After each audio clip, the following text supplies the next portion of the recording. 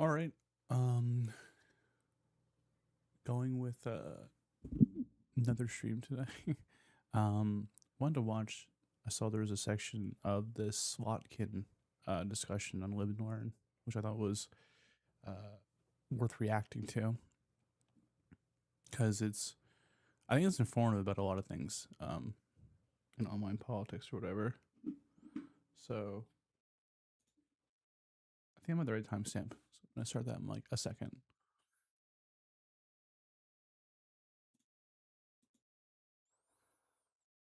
So one more second.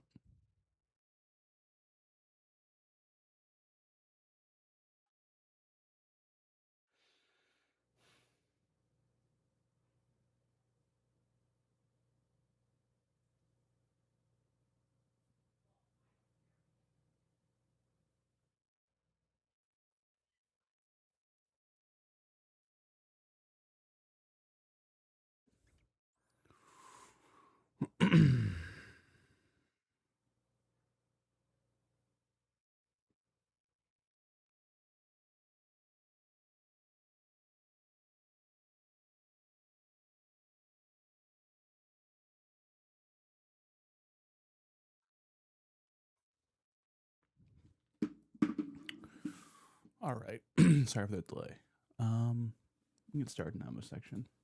I could not disagree more. Like, I felt like I really don't like Crystal Ball and Saga and with her. Like, I think that is not I disagree. if you're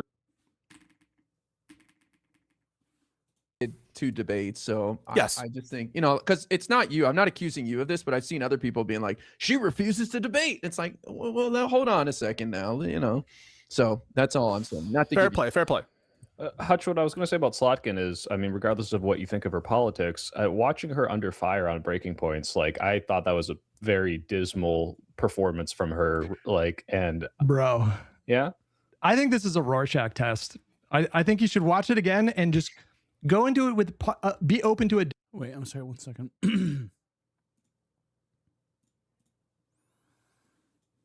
Is this public? Is this private again?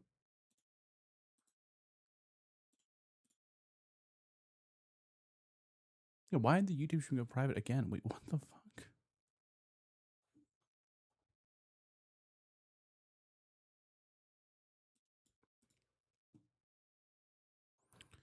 God damn it. Can I...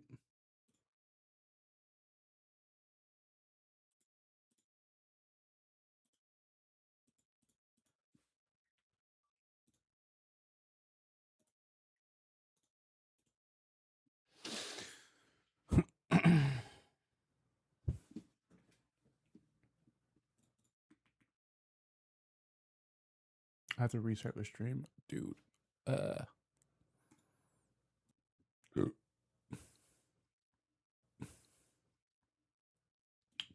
let's see. Did it work this time?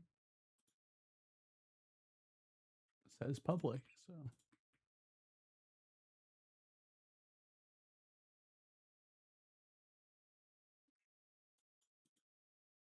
Okay, yeah. It should be live.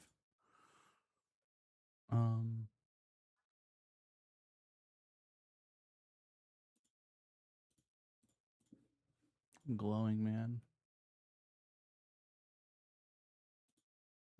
I am glowing. All right. Back to this one to react a little bit more. She is not participating.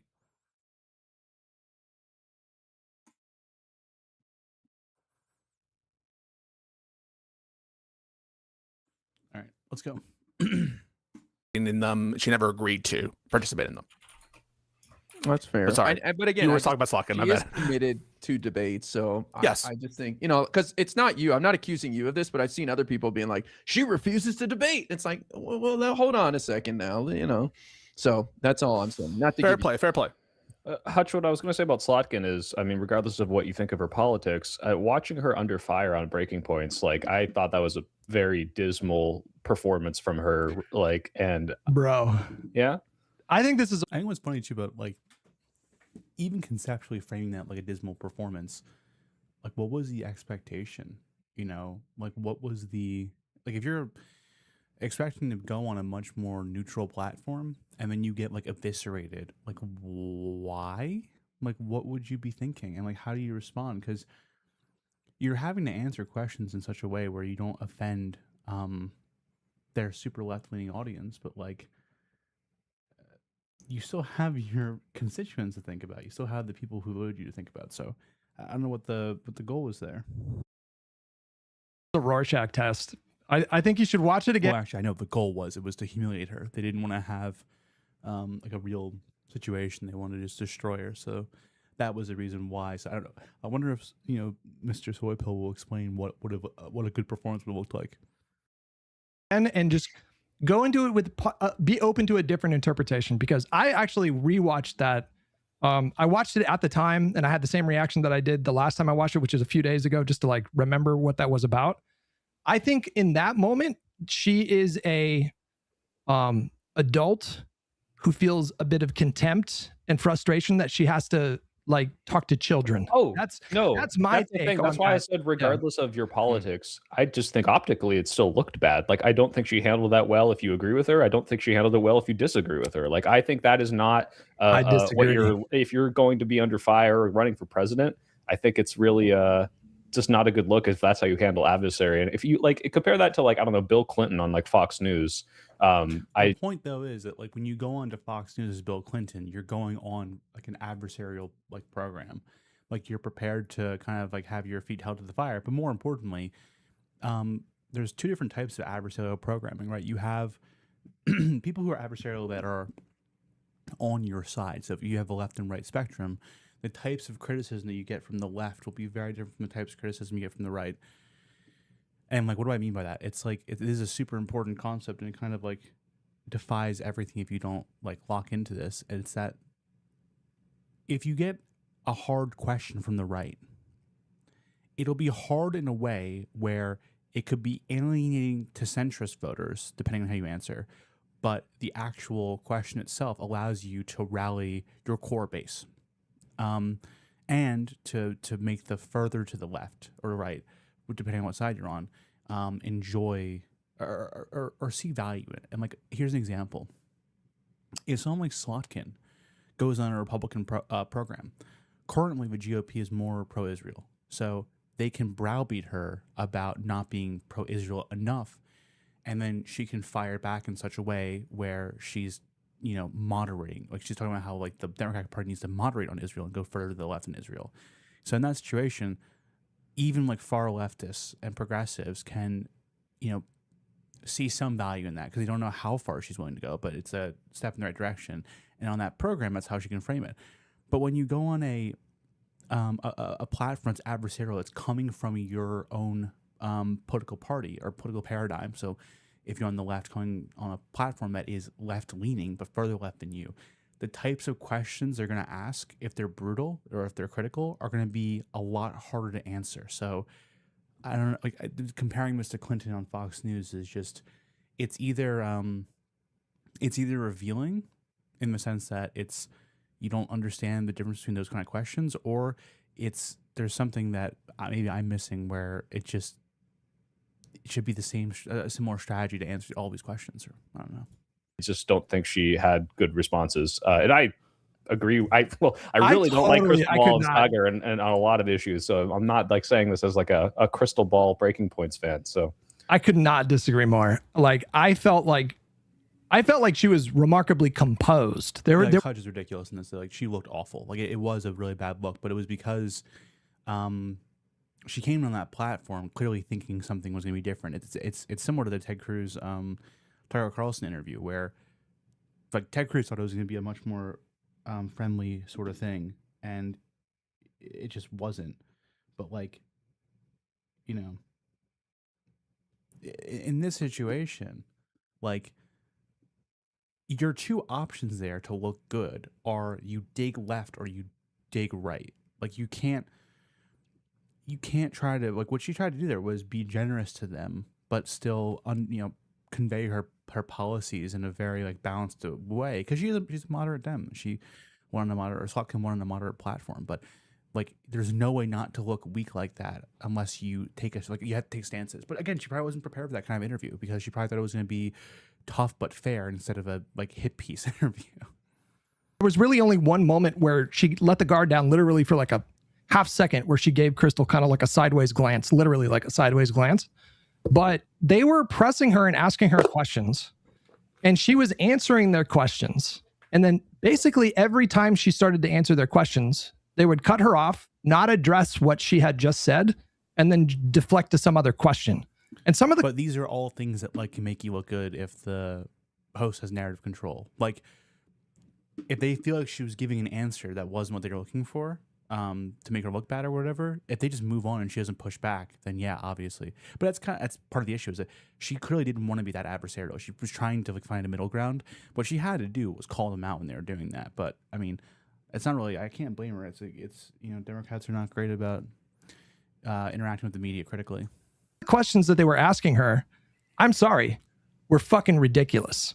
Like this gotcha question that Crystal asked, where she said, oh, you support, providing Iron Dome to Israel? Why wouldn't you also support giving it to Iran and Russia to help protect their civilians? As if there's not like 5 immediate non-starters for why we would never give Iran and Russia the Iron But Dome. you're attacking Is the question unfair? Wait, is the question unfair, or do you just disagree The question is with her answer? ridiculous. Wait, in virtue of what is it ridiculous? You tell me, Pisco. Can you Well, think I of haven't- why we wouldn't give Iran and Russia the Iron Dome? 100%. But are you just saying that the question is unfair because it's obvious what the answer is, and so you shouldn't ask? I didn't say. Oh, I thought you said it was unfair. I said it's a silly question. It's a But how- really, really, really profoundly I silly think the question. way she answered the silly question was not nearly so optically good as she could have. Like it looked like she's on the back foot, where the answer should be a simple like, "Hey, we have No, allies and we have I just- adversaries." And I'm just saying, I'm not so I'm confident sorry. that she No. could perform well on a presidential. So is that a layup question then, Hutch? If it's so obvious? It's a layup if you're not a politician and you don't need to worry about being Pisco's being obtuse, but also this is a bad answer for much. It is a layup question if you are like principled on it. The problem with Democrats is, and it's to their credit, if your goal is to win elections, and she's getting challenged, like you kind of have to wait to see where the wind moves for that. Well, one, she might genuinely be conflicted about how to answer it because her background is intelligence. She probably has a much different and comprehensive understanding of how you do strategy and what strategic alliances look like. But she also knows as a politician it's really hard to portray that sort of thing to a listener. So, like, is it a layup? Like, not really. Like, it's a layup if you're a type of politician. Like, if she was a hawk, there's a layup answer to that would be, it would cause more of a fight on the program, but it would, at least it'd be strong. But no, it's not a layup, considering that moderate and slightly to the left of center Democrats are currently having to readjust all of their foreign policy positions because the party's moving in a certain way and they can't totally tell yet how far it's moving. So no, it's not a layup question, but also it's not like it's not as simple as that. Compose, because you would just look at Crystal with a silly face and be like, what the fuck are you talking about? But she had to like pause, compose herself, and then explain really basic concepts like adversaries versus allies. Like we would never in a million years. I think Crystal's question is sort of questioning that Israel should be an ally of America as it's currently operating. I get that point, but there's a better way to do that than, and they eventually did get to that question. And they started to kind of dive into what that is. But they're asking questions like, what do we get out of a relationship with Israel? Which is like, I mean, they cover geopolitics for a living. They should understand, like, you can have a moral opposition to our like being allied with Israel. I'm fine with questions. Wait, so what's wrong with the question then? If it's like easy to answer, it's like, well, Israel's our ally and they should be our ally. What's wrong? Why is it like a gotcha question? Why is the question wrong if there's just a very easy answer to it? Is it because Democrats shouldn't be questioning on Israel? No, that's not what I'm saying. You can question her on Israel, but when you ask, why would you, like if it's about protecting civilians, why not give it to Iran? Well, like if this is a highly top secret classified weapon system and we give it to Iran, they could theoretically repurpose it and make it redundant. It's like, that is just like immediately that's where your mind should go. But And Iron Dome doesn't work for anyone. So like, why would we ever consider, like if you want to make the point that we should question our relationship with Israel, that's fine. But I'm just saying, like, why is it a gotcha question if it's like a very, very simple, easy answer and obvious? Like, what's wrong with the question? I don't think it was simple or obvious to like Crystal. I think she legitimately. No, this is the issue again. Like, it is absolutely simple and obvious to Crystal Ball. It's that it's a gotcha question because she understands. Everyone in that arrangement knows you're supposed to answer that question on that platform. Like, or at least Slotkin could have figured it out at that point in the conversation. That's not the obvious part. The obvious part is like the rationalization, but how to communicate that rationalization and that kind of a platform, very difficult, because they're not going to take it. They're going to call it neocon BS and just move on. Legitimately thought that it was a slam dunk gotcha question that Slotkin couldn't like figure her way out of. But Slotkin like literally paused, composed herself, and said, "We have allies, we have adversaries, and we have strategic partners." And she had to like explain this dynamic, which is just really, this is like really basic level geopolitical stuff. Well, if it's really basic, why is it a problem? Like if someone asks me a really basic question, like look at Pete Buttigieg, right? Pete Buttigieg gets a really basic fucking question about inflation, or is like with this guy on this whatever. I don't even know what news I think it was, and he makes a really simple set of like parameters, make the other guy look like a fucking idiot. I'm just like asking, like, why is that a problem? Pete Buttigieg is one of the most hated people on the left, like the actual left right now. They constantly hurl homophobic insults to him or at him. He is, every time you go look at a post of his on like social media, there's more harassment oftentimes from the left wing than there is from the right.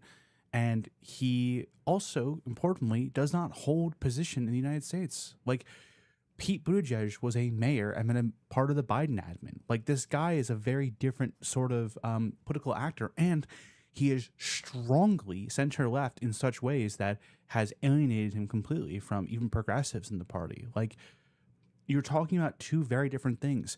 Slotkin has a very, very, very diverse constituency in Michigan and is constantly under attack from diametrically opposed positions. Like, that kind of a person has to be really careful on how they answer certain questions, especially related to foreign policy, when she has like a large constituent base that has a insane diversity of opinion. Like, one, when Pete does it, there's a trade-off, but two, it's a totally different atmosphere to even be taking those sort of stances.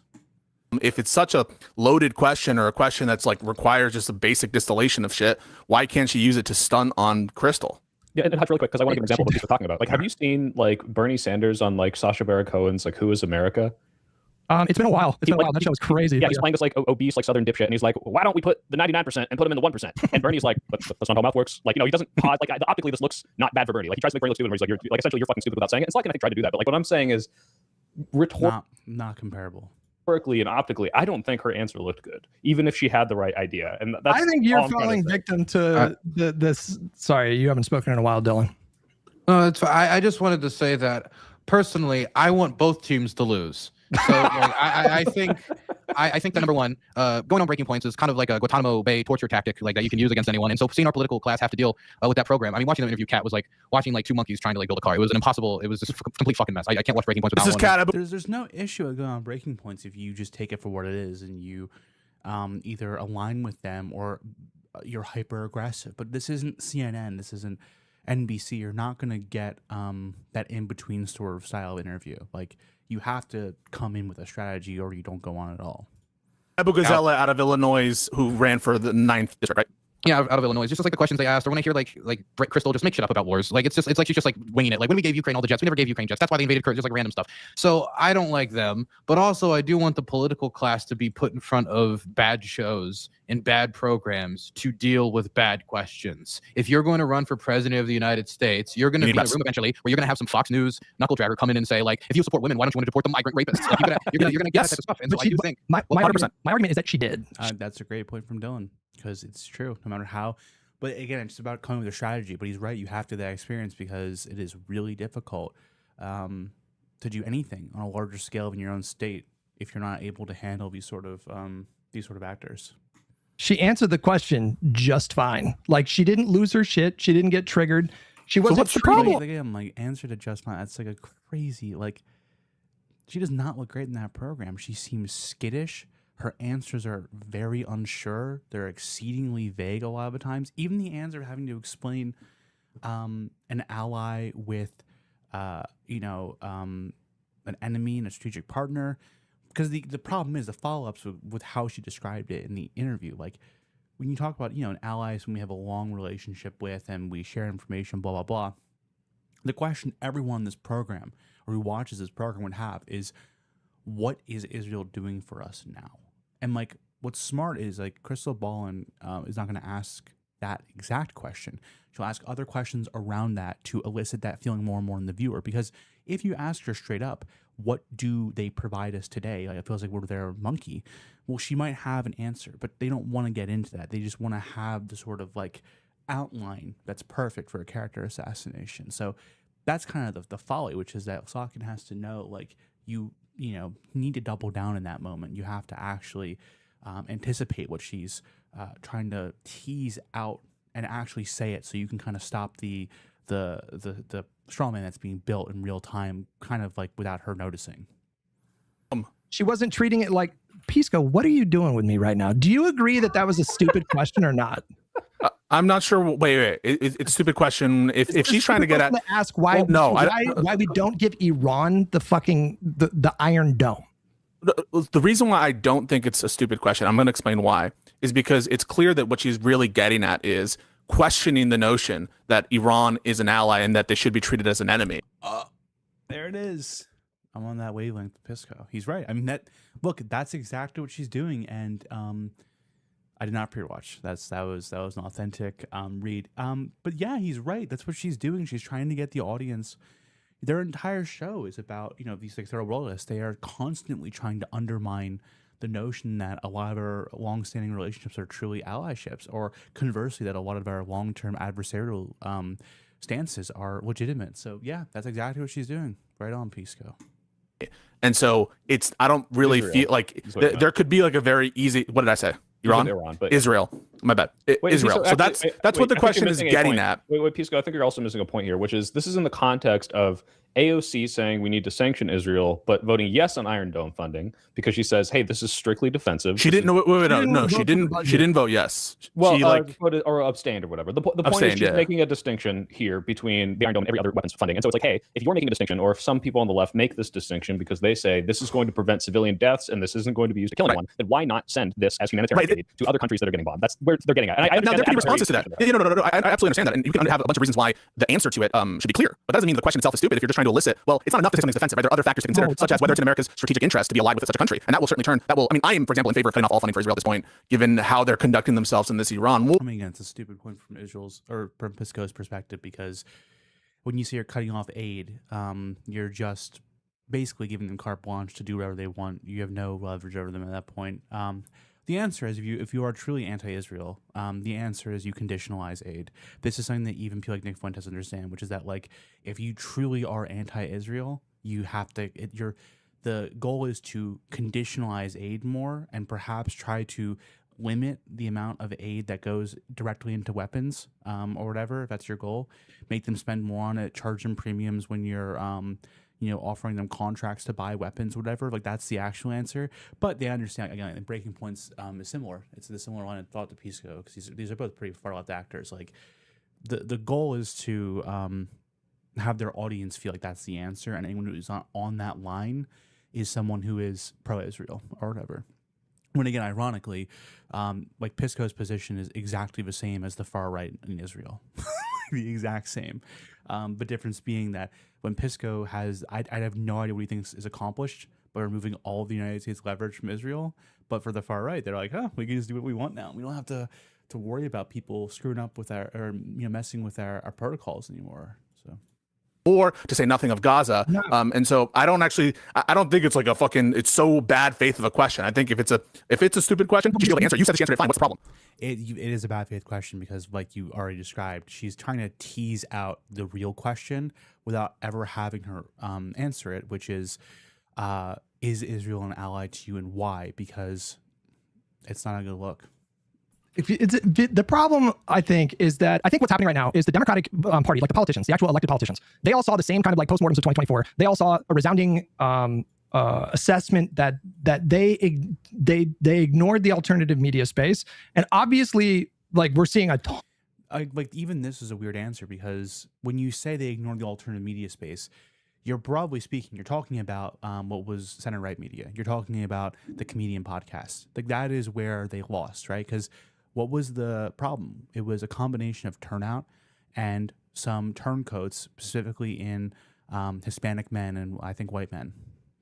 And, like, I'm sorry, that's not alternative left media's demographic. Like, working class white men and Hispanic men who lean socially conservative and are, think transgenderism is icky or whatever. These are not guys who are turning into breaking points, and there's just realistically, I've never seen any evidence that there is this magical far left vote that just never pops up in any elections that, could have saved Kamala in these swing states where we lost, right? Like when we lose in Pennsylvania, you're not losing breaking points viewers or bad faith viewers. You're losing Rogan viewers. You're losing young Hispanic men who feel disaffected based around the kind of things that you get out of alt-left media. So, like, when you talk about like that being the problem, the responding to that post-mortem would not be how do we do better on breaking points, which again, like these programs don't really even get motion either. Like their numbers aren't even like very good.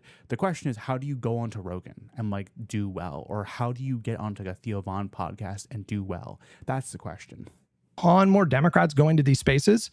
But what's happening is I think that their staffers are scheduling them for interviews with people, and they're just now finding out just how rabidly like anti-democratic party a lot of these spaces are. And so now it's creating these awkward situations like what you had with... There's no way they're just finding out. There's no way. They've probably known that's why they're reporting this.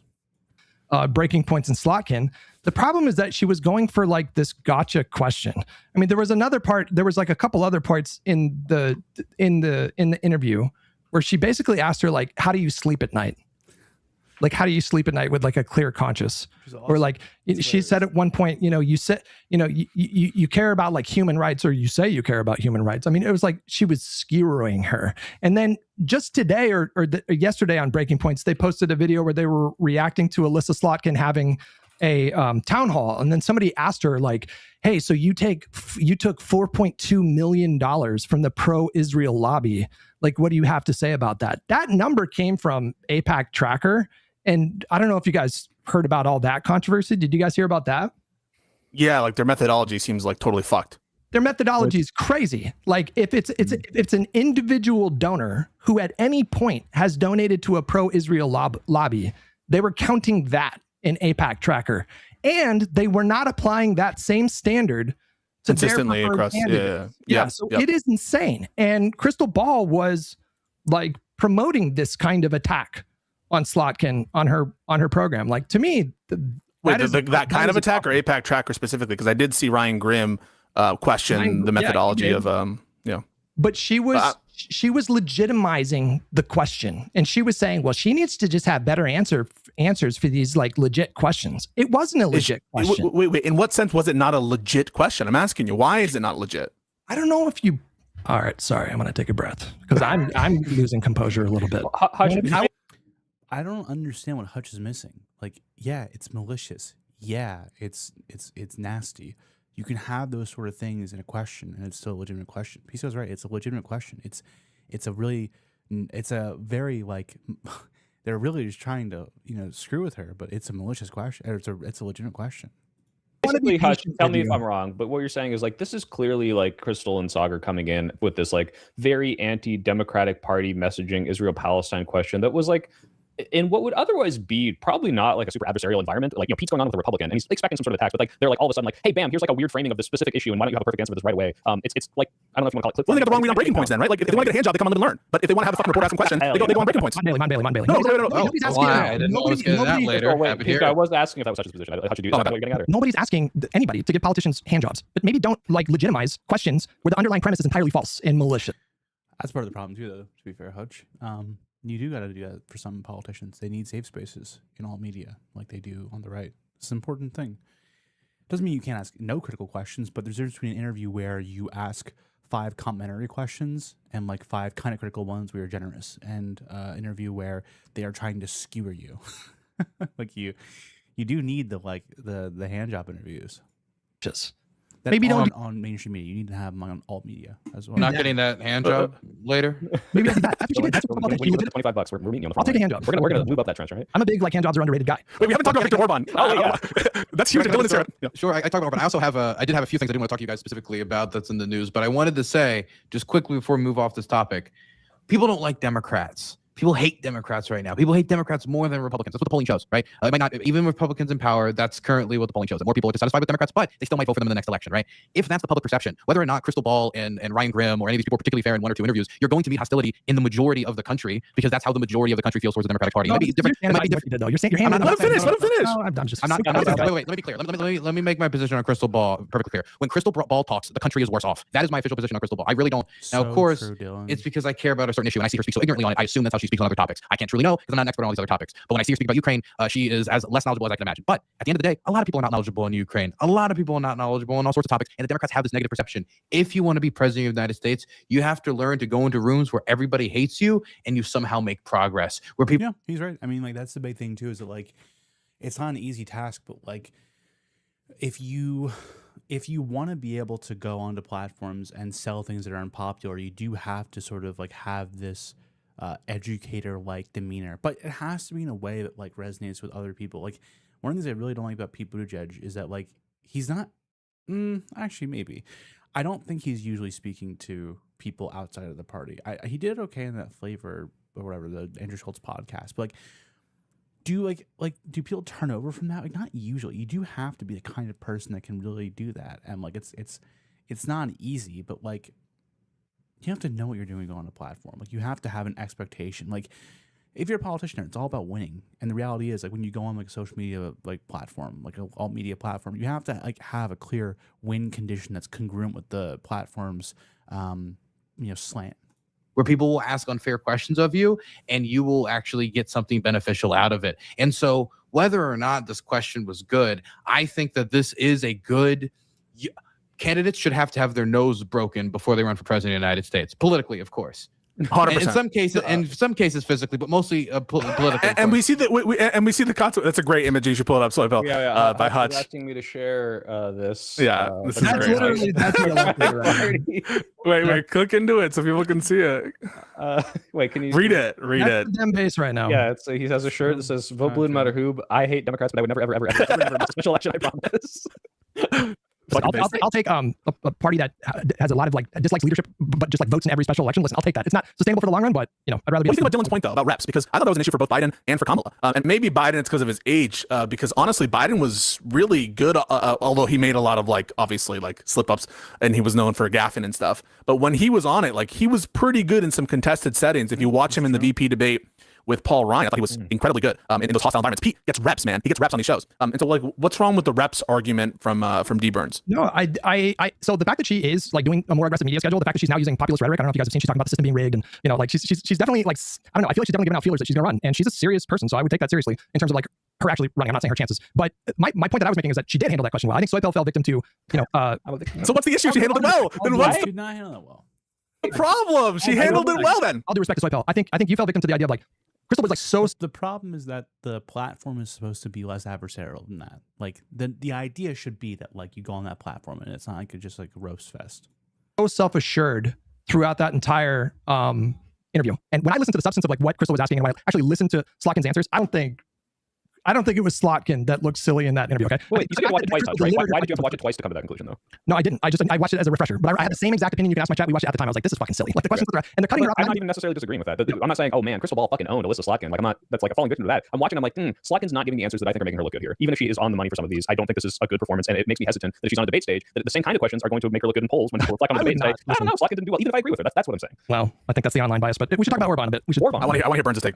That's kind of the part I wanted to focus on, but I guess, like, the ultimate, like, sort of, like, point in reviewing that, I think, is there's, like, a really weird process going on in like, Democratic media that is weird only because it seems like people who should be more solidly liberal are very complacent with the types of activities that far left's people and progressives do, which is, like,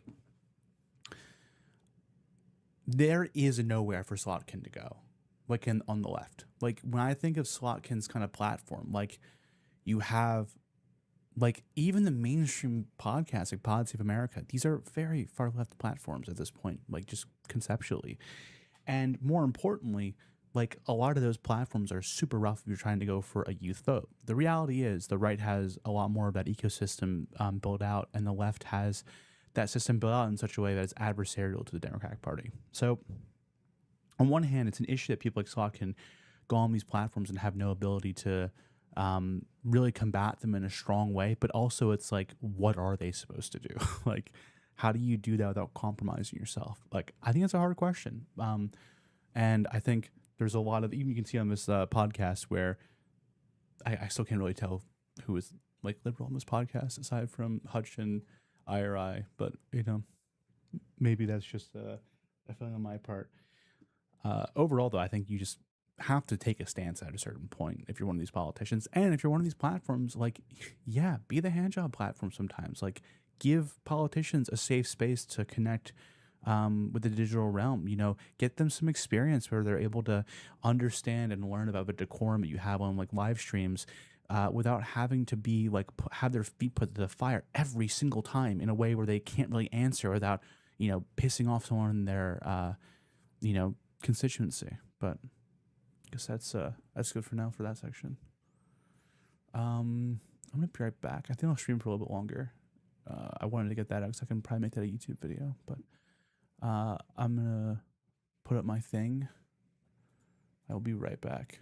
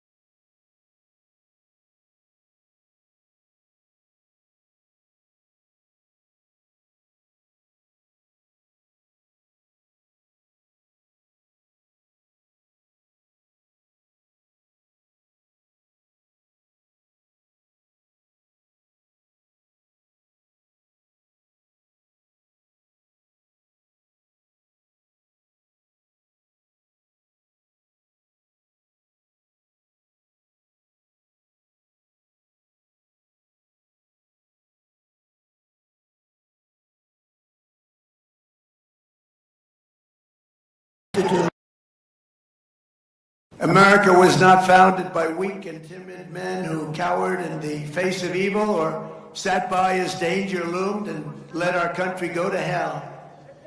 We are descended from the likes of George Washington, Andrew Jackson, Generals Ulysses S. Grant, Douglas MacArthur, General George Patton. Our ancestors knew exactly what to do with America's enemies. Beat them and beat them good. That's what they had to do. That's what they had to do. America. I mean, that one's not wrong. It's just the application's a little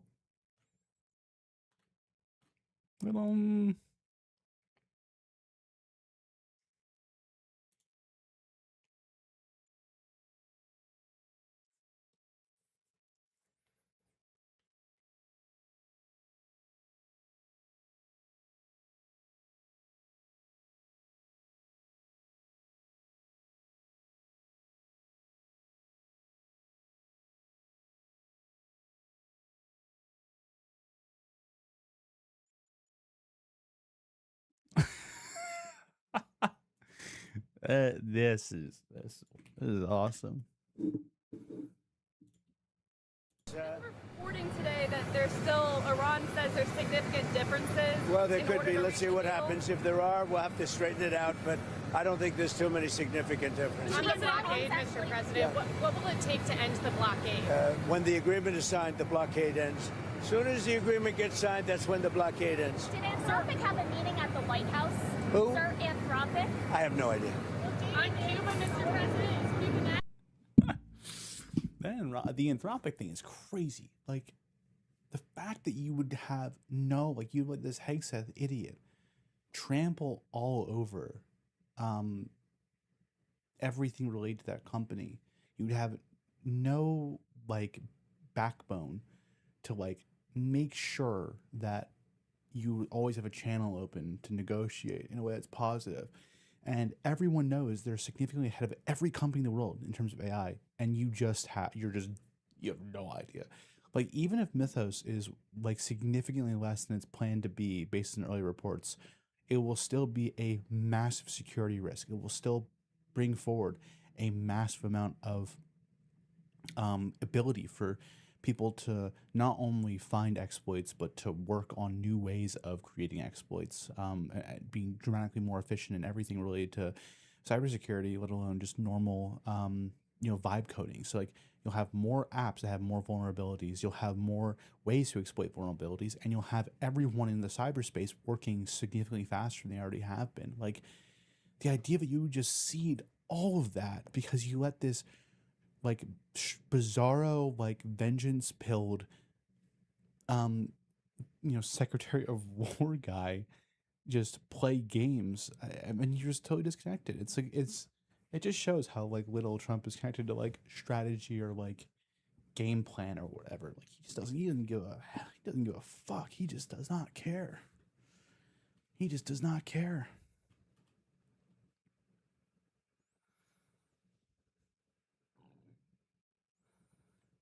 Related to a lot, the Sykkuno thing. It's kind of destroys a lot of the the manosphere types. Talk about this guy's Norwood 4, and not only is his hairline receding, but you can see all the thinning. And look at how far he went. He didn't need anything.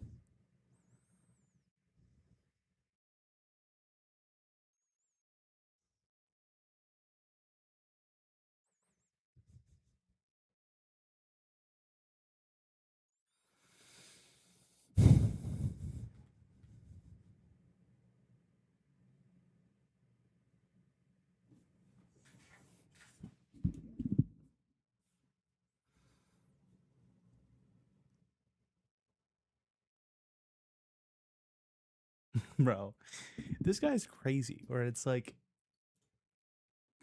if you are quitting your job to become a full-time streamer, and you're not even good at the game, you're just you're somewhat a locale, but also people do actually like you, and within the first month of you full-time streaming, you have to quit your main game because of stream snipers, and then you can't stream like on 2 days. Like, bro, there's no way you're making enough money to make this kind of decision. It's people are so weak mentally. It's crazy.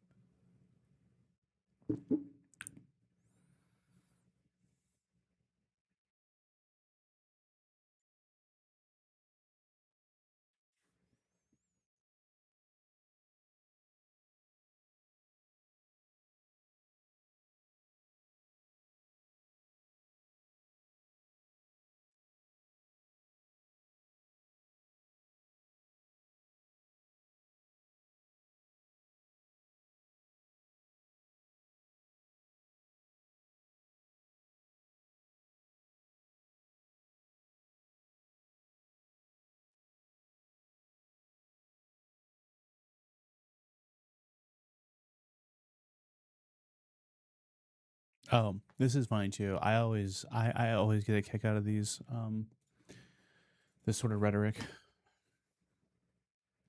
This bro, organic farming is, my understanding, just completely irrelevant.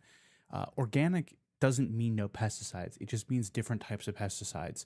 There's been multiple reports at this point, pretty large ones oftentimes too, that show like if you're doing any sort of pesticide usage, you're oftentimes better using the standards for the non-organic mainstream brands, where a lot of the organic pesticides apparently have a harder time washing them off, and also they're just more or they post more risk levels or whatever. Like it's so silly.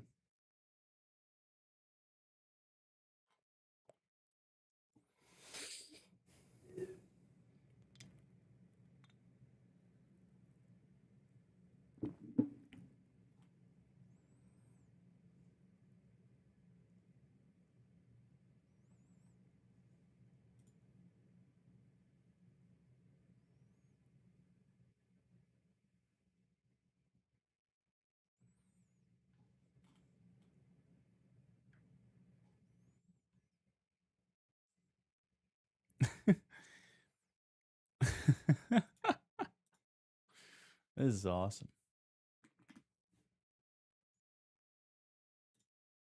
Diseases do you believe deserve less medical research? DEI. Okay, so but We got $1 billion. do you have a specific program, a specific disease that deserves less funding? I would say we're putting $1 billion into DEI, and DEI research has never cured any disease. It's never produced any new drug. Okay, so what specific? I love this because it's like it seems obvious, but it's just weird how he can't even talk about, like, he knows so little about his own cuts, or is it not? They're obviously not. He didn't create them because he's not. I don't even know if he's intelligent to do that. He knows so little about these cuts, though, that he can't even say. Just give an area of research where there's a lot of DEI funding that you thought was, not worthwhile. Like, there's nothing. Like, you can't even say something like, "Oh, we cut, quite a lot of research that had to do with social science research related to diseases. We didn't find they were effective, and they were form of like DEI, whatever." There's like ways you can intelligently answer this question. How, like, maybe it's like a thing for his base where they tell him just answer it like that, or maybe I don't know. It's so weird. The messaging on that is like, there's so many better ways to do it.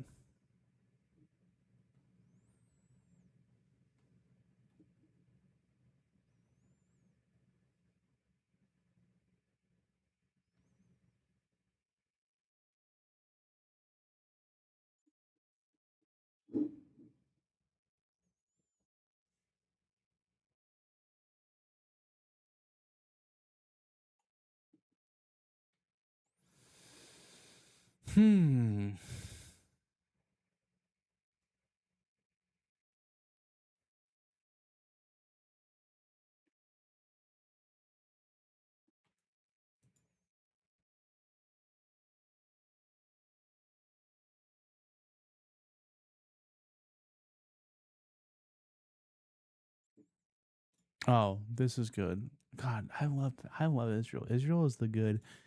What's so good about the Israel-Palestine conflict for politics is it is the ultimate deriver of first principle thinking, in the sense that no matter how reasonable or good someone is in other field or other domains, you can know that their first principles, the working things that are actually motivating their thoughts, are reducible to to stuff like this. Like, because this guy is a smart guy. I like this guy quite a lot.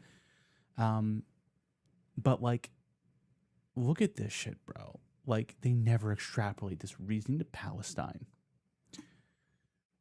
And the quote is just this: the idea that a country is simply reduced to what its leadership is doing at any given time, and that's an excuse to attack the entire country, that's not a standard we hold to any other country to. And much like the United States, you should be able to criticize what a country does and still love it. That's how I feel about Israel. So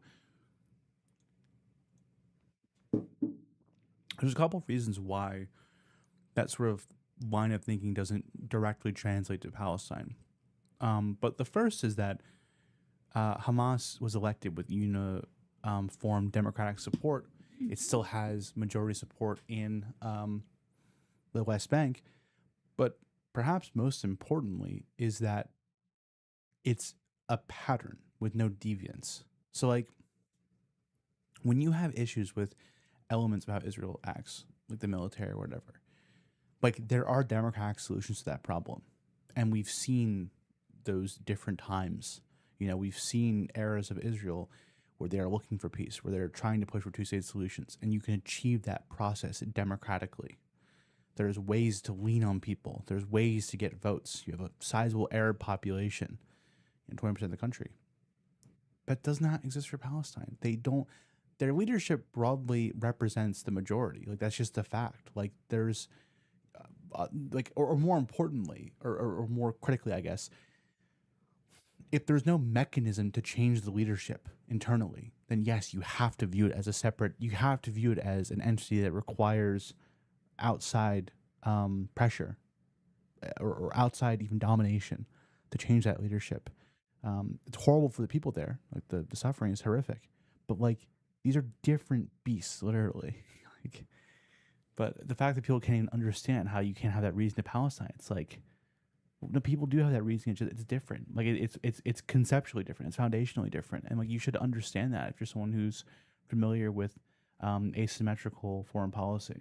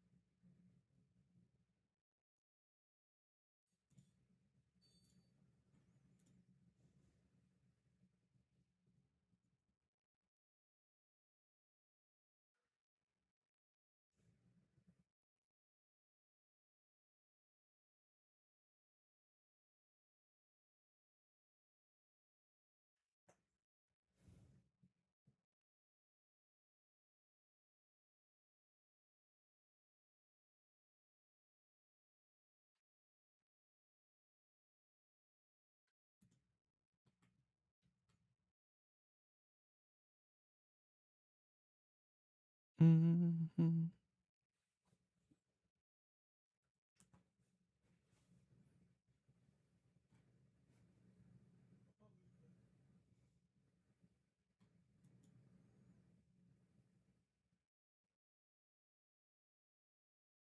Holy, I've never seen this before. God damn. Hold on. This is crazy.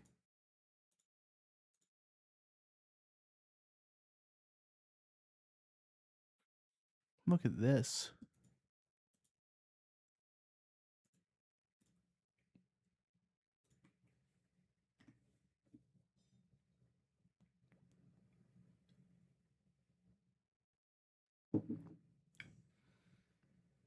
So, because obviously, you look at this, like this, you see hyperscaling these data centers. It does seem like a lot compared to other things. Like the U.S. Railroad, like, 550 billion over 71 years. Like, that's a lot. And it's crazy you'd have this within, like, just a 2-year time plan. But when you go to GDP, like, wow. Like, U.S. railroads being at that degree is like, that's crazy. It makes sense though, because it was so essential relative to GDP. I think the more concerning thing is with the hyperscalers, with the data centers. Like, there's no is the return is still conceptual, which is crazy. Like Manhattan Project, you have like a real goal. Like, again, was it unrealistic? Maybe in some people's minds, of course, but like there's something tangible there. F-35s, it should be understood how high the payoff would be on that. International Space Station, that's pretty crazy.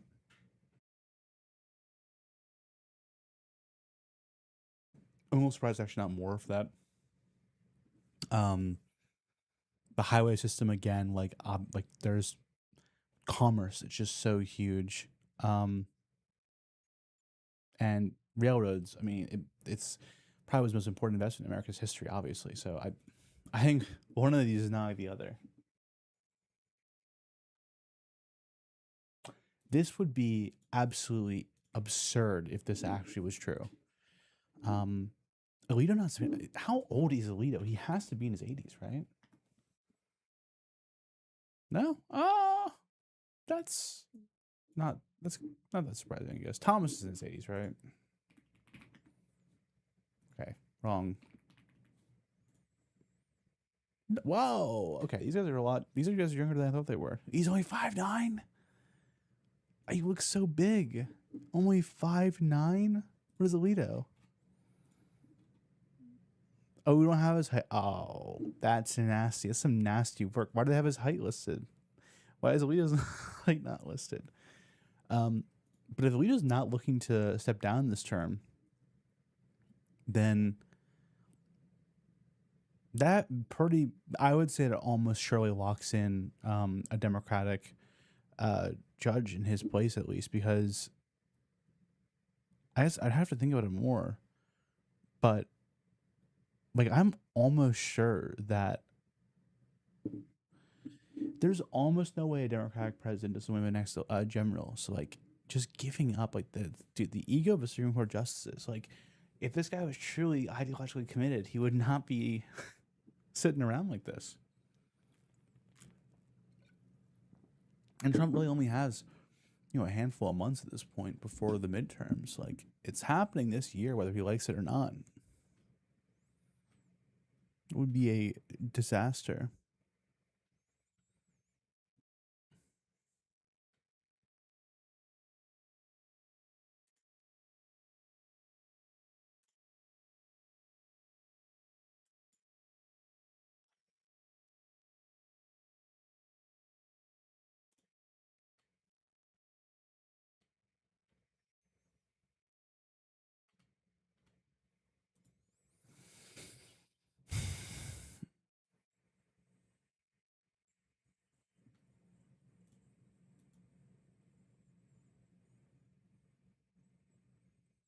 Oh, interesting. Actually, this is part of the question I would have, but with the data centers or seeing with data centers, this is interesting though.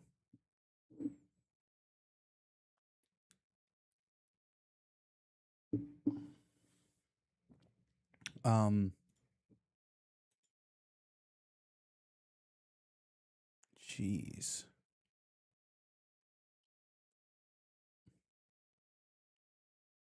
Yeah, I guess because they're commercial. So, but again, like gas and telecom specifically. It's like it's such a big deal. similar to the jet program. Like, it's interesting.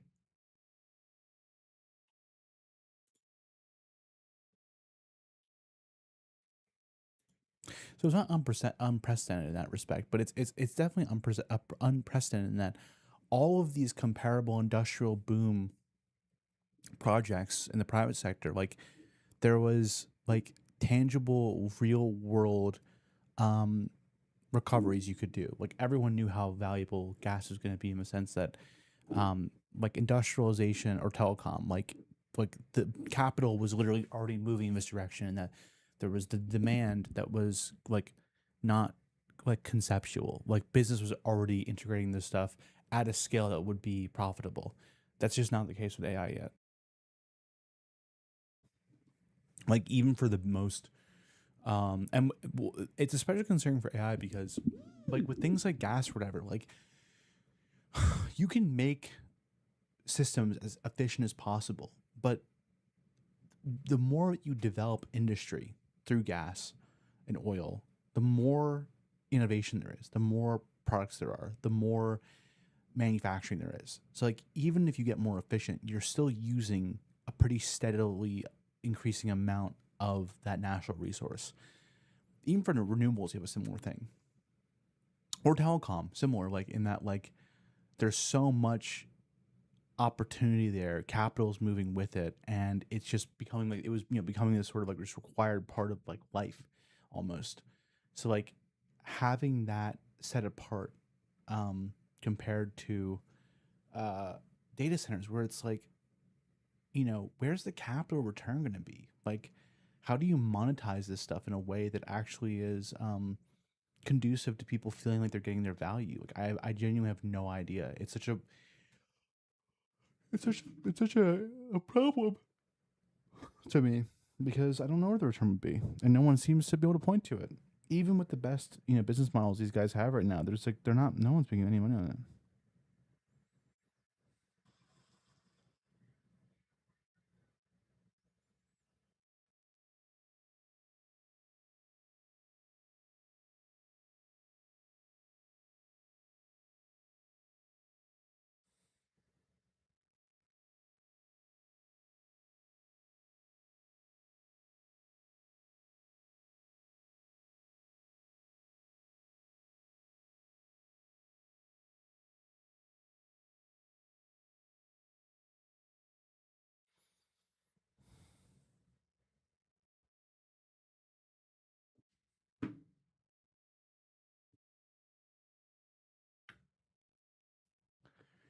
Well, I'm going to be wrapping up this extra stream tonight. I'm probably going to see if anyone's in these chats. I'm probably going to aim for 8 hours of streaming a day, like 4 hour blocks if I can do that. Just I'll need to get up and walk occasionally because it's just sitting for that long is brutal. But yeah, I mean,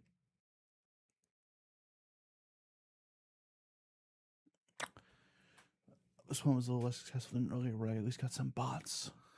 But streaming growth is not easy. Gonna make some videos out of what I recorded today. But all right, I'm gonna hop off. All good.